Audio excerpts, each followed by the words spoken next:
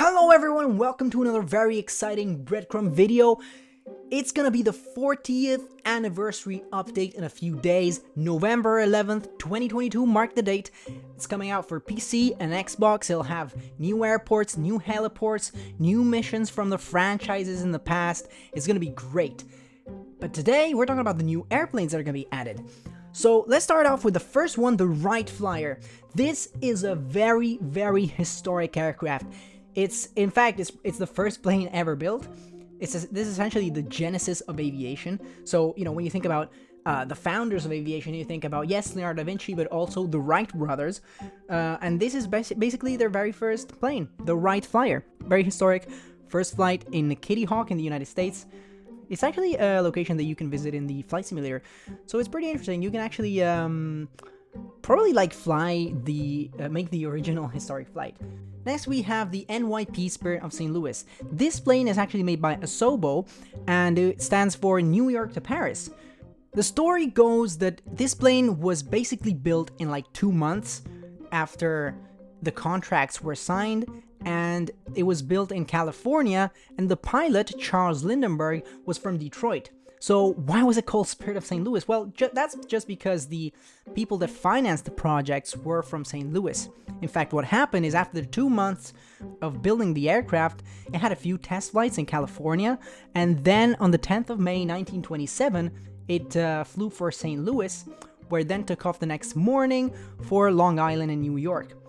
And after a few checks and further flight tests, the historic flight took off on the 20th of May, arriving in Paris, Le Bourget Airport after 33 hours and 30 minutes. Like, that's probably the longest flight I've ever heard of.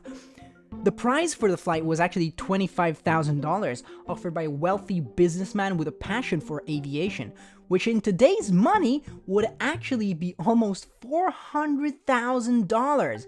So, are you going to be able to make the 33 hours flight from New York to Paris? Maybe, we'll see.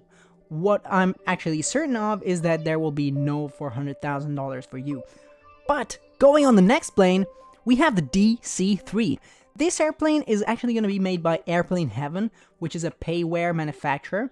It's going to be made on behalf of Asobo, so it's not going to be Asobo making this plane for the simulator. This airplane was considered the first modern airliner, and it was the backbone of aviation for Allies in World War II. The DC in the name stands for Douglas Commercial, because basically the founder of the company that made these planes was called, actually I don't know if it was the founder or the designer, maybe both, but his name was Donald Douglas. So that's it. And the history of this plane goes that basically there was this airline called TWA, which stands for Trans World Airlines, and they had to compete with another company called United, which you may have heard about, by the way, and they had orders from Boeing for the 247 of 60 aircraft. They ordered 60 247s, and basically Trans World Airlines they actually proposed to make another order to Boeing, but unfortunately Boeing wasn't going to take any more orders until the 60 aircraft would have been delivered. So what happened is that basically the company, they phoned Donald Douglas and they asked, look, you got to make a design for us, we need a new plane. And that's how in 1933 basically the DC-1 was built. Then, you know, there were evolutions to that, and the DC-2 was built, and then the DC-3 was built, because the CEO of American Airlines, Cyrus Rowlett Smith, he picked up the phone, he called Donald Douglas, and he said, look, we need a bigger plane. And so, basically, that's what happened. They just built a new plane for him. And by the way, very important point here, this is actually the plane that features in the Madagascar movie. I don't know if you've seen that, but it's a great plane. King Julian's house, subsequently Air Penguin, very important. So yeah, pretty good addition to Flight Simulator. Next we have the de Havilland Canadair DHC2 Beaver. This plane is made, again, not by Asobo, but by another payware manufacturer called Blackbird Simulations. The first flight of this aircraft, again historic, was in 1947. There are two versions of it. There's the land version and the seaplane configuration. The most common of the two is the seaplane configuration. This plane, by the way, the land version, is actually a good push plane. It's really good for short takeoff and landing. So who knows, maybe we might see this airplane featuring in some of the flight simulator challenges or activities about bush trips. Another plane is the Curtiss JN4 Jenny, made by NYP Simulations this time. The first flight of this plane was in 1915. This was actually a very important World War I training aircraft. The US needed to train pilots on some plane, and this was the aircraft that was used for that. So a lot of these were produced, and so many of them were produced, in fact, that they served the American aviation for much longer. This became the backbone of American civil aviation in the 1920s, and is very notable because of the sensation of barnstorming, which is basically when American aviators would go across the country showcasing the wonders of this aircraft. So for many, this was the first aircraft they ever saw. Another plane on the list is the Grumman G21 Goose. This one again is made by NYP Simulations, and if you flew in FSX, you might actually recognize it because this was one of the default planes from FSX.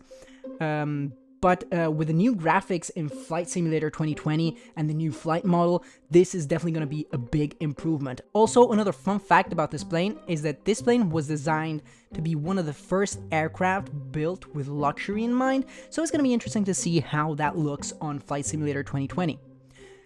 Next, we have the Hughes H4 Hercules. This is one of the biggest seaplanes. No, it's not one of the biggest seaplanes. It's the biggest seaplane ever built. So it's actually made entirely out of wood, and then it's also referred to as the Spruce Goose because, you know, it's made of wood and it goes on water, so Spruce Goose. Yeah, this plane only flew once because basically it was only built as a prototype. It made its first flight and then it got, you know, just canceled. But there's, again, a story behind why this happened. Basically, the story is actually pretty fascinating.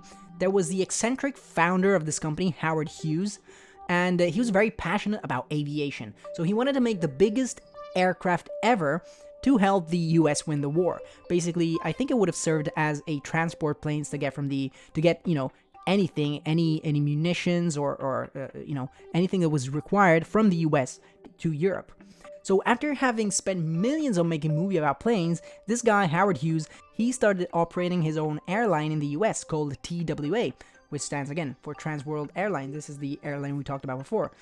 But back to the Spruce Goose. After having spent millions on the research and development for this aircraft, World War II actually ended. So the plane was no longer required, and people actually started doubting about Howard Hughes and how, you know, because they thought, this plane is never going to fly, it's too big, it's never going to fly, it's too big, it can't fly. But Howard Hughes was convinced about, you know, his own plane, his ego was put on the line, and so he decided, look, I'm going to put my own money in this plane, and I'm going to make it fly. And that's exactly what he did. He performed this first demonstration flight. It only flew once, and then it never flew again. But it actually flew, so he was probably like really happy about that. But again, it's got the biggest wingspan ever. It's bigger than the AN225 and the A380 and the Boeing 747. So yeah, it's pretty big. And of course, this aircraft having only flown once as a prototype, it will be interesting to see how they pick up the flight model, because nobody except the original pilots have ever flown it. So yeah, I'm not sure how they're gonna figure out how that flies in the simulator.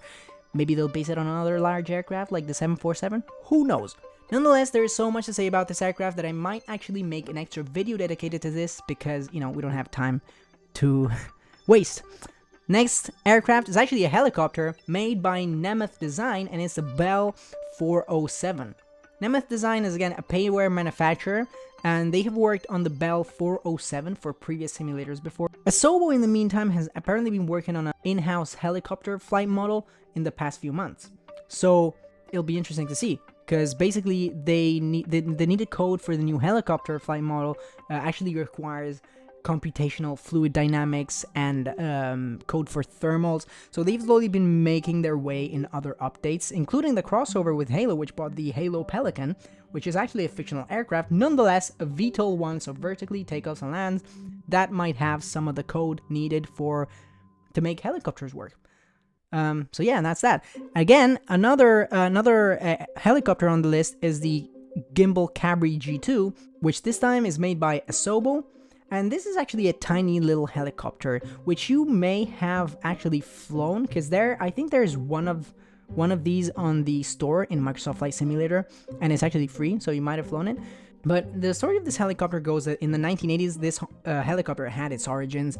It had a couple flights in 1992. I think there was a first demonstrator flight in 1992, and now it's still used in the general aviation as a training rotorcraft. But also, very interestingly, it has been used as a basis for unmanned aerial vehicles.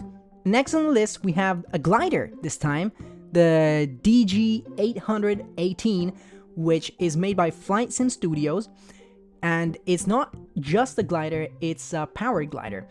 Powered gliders can actually take off and cruise like an airplane, or fly without a motor, just like a glider.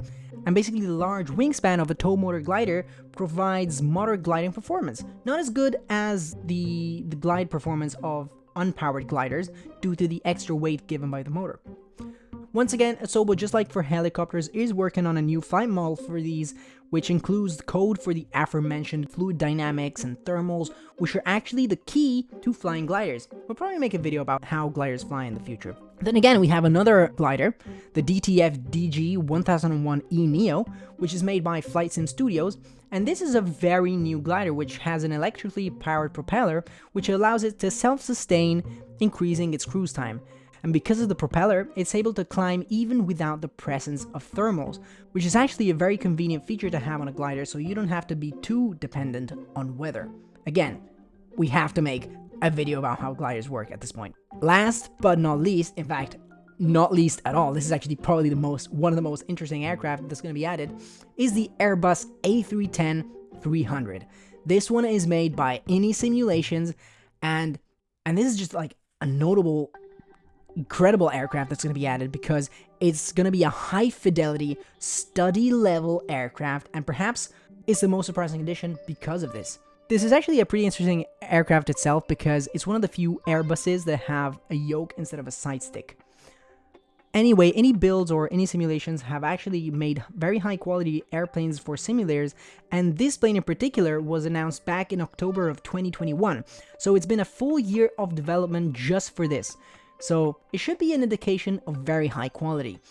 The developers have also stated that all rivets, dirt placements and decals have been technically analyzed and placed throughout the aircraft to basically just make it as realistic as possible. They've also said that the flight management system and the flight model are very high quality. In fact, this flight management system will apparently allow for full lateral and vertical guidance modes, including RNAV approaches. Also, the EFB will be placed in the cockpit, allowing you to interact with various ground services, among other things. An airplane of this level is usually priced at around $70 or even more, but this, hear me out, will be added for completely free in the new update, so I'm definitely very excited. I'm definitely very excited not only about the Airbus A310, but like about most of the planes, the gliders. Probably the ones that interest me less are the helicopters, because I have no idea how to fly them. But nevertheless, this is like a very interesting update. Again, we've only talked about the airplanes added. We said new airports are going to be added, new heliports, and new missions. So it's going to be a pretty substantial and interesting update. 40th anniversary. In fact, you know what I found interesting? I've actually found it interesting to discover some of the stories behind some of the historic aircraft. I didn't know all of them, and making this video actually made me discover some of them, which I found pretty interesting. So I hope you found the video interesting as well. And nothing, just bye-bye. Enjoy the update. Next on the list, we have the Hughes? I don't know how to pronounce this. Wait a minute. I gotta like, wait, Hughes? Ah, damn. I don't know how this is pronounced. Give me a second. I'll ask Google Translate. Hughes. But this sounds very... Okay. Next on the list, we have the Hughes. Why do I say huge? Huge. It's gonna be huge.